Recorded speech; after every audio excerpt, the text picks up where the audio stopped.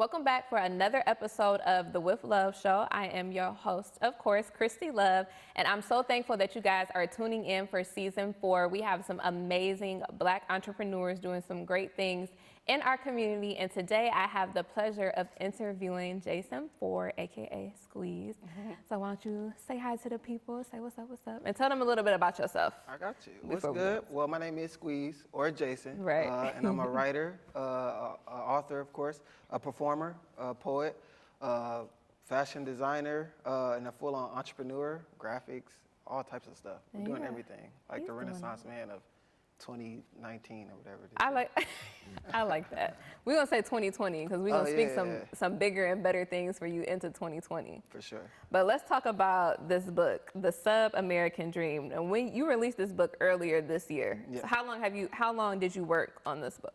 On the writing of it, so there's like so many collections in there that took, maybe weeks to write. The book in itself probably took about, in all honesty, about 28 days. Okay. To write. That's top short. to bottom. Yeah. Wow. Okay. So I just want to I want to read this because I noticed something interesting about this. On the back of the book, it says, originally delivered as a monologue to a live audience, The Sub-American Dream presents complex social issues in the form of poetry and honest expression. So talk about how you started that just like from a live audience, and then it eventually turned into a book, an amazing book at that. Thank you. So first I was watching Netflix, which is funny. Forget that though. And while I was watching it, it was a special on there from a guy, Neil Brennan. He used to write with Dave Chappelle. And he had this presentation, that I loved. Like when I watched it for the first time, it was beautiful. So at first, it started as wanting to create that presentation. Okay. Give people something that they could feel, something that pulls them into it. So that's where it all started. And then I wrote the monologue, why it's so short. Okay. Because it's top to bottom is to be spoken. Okay. So it was performed to an audience along with some performers, rappers featuring Kyle Mack, Chad Rodo, Louis Picasso in the gallery, and some dance elements. It was beautiful. It was really a good show. And then from that show, I took the manuscript from the show and then pressed it down into the book, which is called The Sub-American Dream. Okay, so I'm sure a lot of people are wondering what is the Sub-American Dream. So what is that to you? So the Sub-American Dream is ideology. It's like the effect of the American dream on the disenfranchised American citizen. Okay. Us as people in our society, what people don't or do realize more now than what they did before is that we live in a society where you have people that are extremely rich. And I'm not a socialist. Let me, I guess, put that out first. But you have people that are extremely rich, and then you have people that are extremely poor living in the same society. Okay. And it's not in distance in between, if that makes any sense. So in the same neighborhoods, you may have people that can live abundantly. They could never be broke. They could spend $1 million a day forever and never be broke. And then in those same communities, you may have students that are hungry, little kids that are hungry and can't learn because they don't have the right tools, the right instruments. In that society, we grow up in a disenfranchised point of view, where we always want more. We get on TV, Instagram, or whatever, and there's always more in front of us, and so much to attain. And we're always told, or not really told, told that we could have anything that we work hard to get. But if you live in a society where there's always people taking away from you, if you're disenfranchised, then what it does to your mind psychologically, what comes as a result of that. Not even just the action. There's an action as well. Like, say I'm a person that grew up in a disenfranchised neighborhood. You see people that sell drugs, stuff like that. They have everything, These are the only people that that are successful, You don't know and that's all you see, too. that look like you. All your doctors, most of them are like Indian or, African or, which is our people, but they create these distance, or they're white, I want to kind of piggyback on something that you said. And I know with me working with people in the community and assisting and helping them with their mindset, the biggest response that I get is that, you know, because of the environment that I'm growing up in or that I grew up in, I don't know anything else. But there are also people that grew up to be millionaires and billionaires and grew up in those same environments, but they found, you know, something else, something new that was able to get them to a better situation. So where do you think sometimes like the disconnect is with those that feel like, you know, well, because of my environment, you know, this is just what I know, and those, you know, where's the disconnect in those people? The truth is, a lot of times there's a lot of people that believe in us. We have so many things that that other people, it's hard for other people to attain. And when people see this and they say, oh, this guy's talented or he's good, they believe in him, then usually they will expose him or show this person to something. And this is not to say this is 100%. This is not like all the time.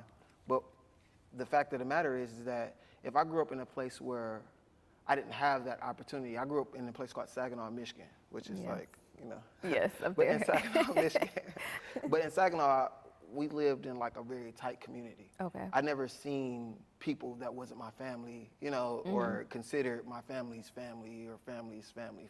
Okay. You know, I didn't meet people. When I first graduated from college, I went to a HBCU. I changed and transferred from that to go to a regular college because when I got there, it looked like home. I didn't see like any other people that didn't look like me. Right. When I grew up, I didn't see people that didn't look like me. So when I grew up in a setting like that, books that you've read in middle school or elementary school, I've never even heard of until I was in college, you know, until I was an adult. The autobiography of Malcolm X, I've never even heard of that until I was like 21 years old. You know what I mean? So like all these types of literature, all these things, all these resources that exist, if you live in an area where that's not shown to you, and not only do you not know it, but your parents don't know it. My mom barely graduated from high school. I think she went to alternative school to get her diploma, et cetera, et cetera. If I live in a situation like this, she doesn't know either. At this point in my life, I have to go back and educate her. Right. You know, so. That makes sense. Yeah. So from this book, I want you to read to me one of your favorite sections in there. Give them a little taste of what they can expect from reading this book. All right, I got you. All right.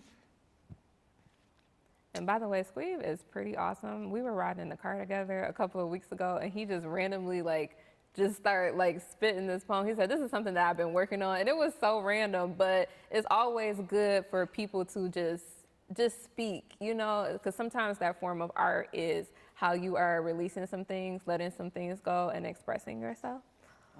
That was a side note, guys. All right, so there's a poem here that's called Today, Tomorrow. Okay. And I'm going to do it. I don't have to read it, though. Okay. He knows I remember these things. Yeah. So I'm going to do that. So it goes, I want your attention. I mean, I need you to listen. You even ran the route I've been given so you could receive my position. Toting the front line, good and written just to play second fiddle. Only God knows what I'm giving, so don't be quick to belittle. Inside my loved ones, I realize pain of beloved drugs to belong and to be loved once by this word of deterred sons. But honestly, in my universe, aligning stars is by far beyond hard to believe, beyond far impalpable, cold fish in the sea. That's the youth anthem without banner from the World's Fair. The world's glare shines on our vision. We don't even recognize our own stare. And nowadays, we're a strange alternative to reality, famed and framed in brash rubbish justified by technicalities. We got trust issues within our love. In hate, we find our comfort, afraid to claim our greatness because failure sleeps in our comfort of bed. We find our fate and fail to be flesh, not fresh, to be fly. Such holy word that gravity, those angel wings we defy. Truth is, everybody's at the table with themselves in the center. Nobody wants to listen without their points to deliver. Everybody wants to bag, possess to have, and make a living. Make the living nest of sorrow, said hollows and said given. And I'm a victim too. Suspect the proof, lest my deliverance I done gave just to take the mirror shades, the real resemblance, swept in the wave to lose my name, achieve some fame, attained in dissonance, became a slave of day to day, waiting for death. But in my self-defense, listen. I said, listen. The kids need your attention. They need real loving guidance, not your self-inflating permission. And really, what's so amazing, I'm so amazed in today, how we walk past ones we love and speak not a word nor a phrase.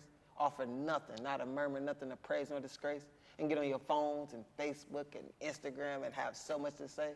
And then we rock proud colors like we brothers in blood. Tales from the crib scene sisters trip over lusters and love.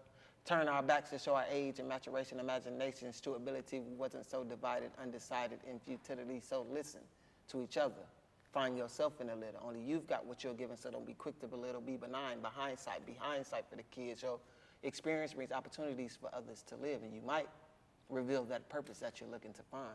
And you might receive that purpose that you're living to bind within life, a civil circle to uplift and divine center self, and hurricanes that you can look in the eye.